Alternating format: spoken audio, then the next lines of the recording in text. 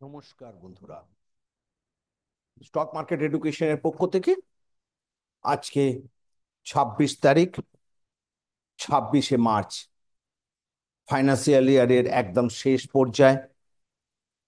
আর একদিন বাকি একটা এই ফাইন্যান্সিয়ালের ইয়ারের শেষ এক্সপায়ারি হতে। তাহলে আমরা দেখে নিই যে নিফটি কেন 23,800 একটা সুন্দর রান দিয়েছিল, 22,500 থেকে 23,800 একটা সুন্দর রান, সেখান থেকে কেন চলে এলো। এটা কিন্তু আমরা অবশ্যই আগে আমরা 25 তারিখ আমরা আমাদের যে এডুকেশন গ্রুপ আছে সেখানে প্রত্যেককে ওয়ার্ন করেছিলাম যে মার্কেটে একটা প্রফিট বুকিং আসতে চলেছে।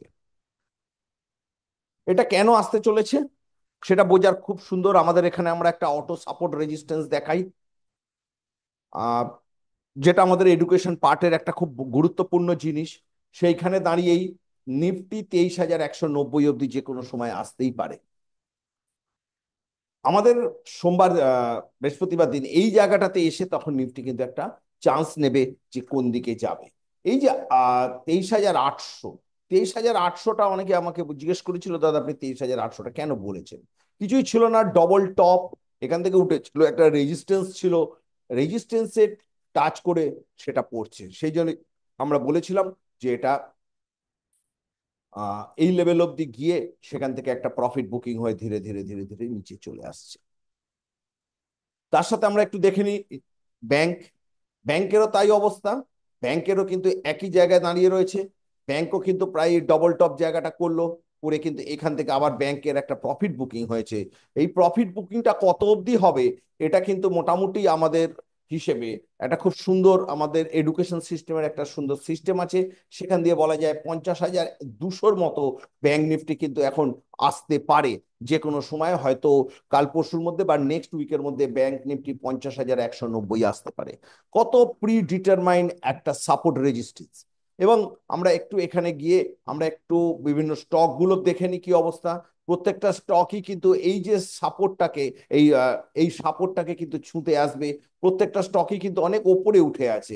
প্রত্যেকটা আইসিআইসিআই ব্যাংক অতটা উপরে উঠে নেই যদিও, স্টেট ব্যাংকও তাই। সবাই কিন্তু এই যে সাপোর্টটাকে যেই ছুঁতে আসবে, এ সাপোর্ট ছুঁয়ে চলে গেছে ইনফোসিস। ও তাই না, কিন্তু ব্যাংকিং সেক্টর যারা নিফটিকে ওপরে নিয়ে গেছিল তারাই কিন্তু নিফটিকে আবার নিচে নিয়ে আসছে। তাহলে আমাদের এখন কি করতে হবে সেটা আমরা ভালো করে বুঝে নিই।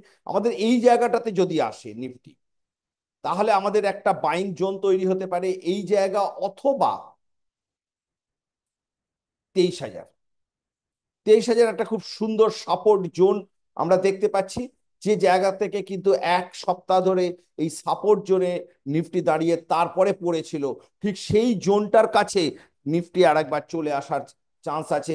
আপনাদের যাদের লং টার্মে ইনভেস্টমেন্ট করার, এই জায়গাটা থেকে এসে আবার একটা আপনারা লং টার্মে ইনভেস্ট করতে পারেন। এটা আমার ব্যক্তিগত মতামত। আমাদের এডুকেশন প্রোগ্রামে আমরা যে সাপোর্ট রেজিস্ট্যান্স শেখাই সেটাই কিন্তু এটার একটা ভিত্তি করেই আমরা সাপোর্ট রেজিস্ট্যান্স বলি। অনেকে আমাকে জিজ্ঞেস করেছিল যে দাদা আপনারা সাপোর্ট রেজিস্ট্যান্স কি করে বলেন, এত প্রি ডিটারমাইন্ড।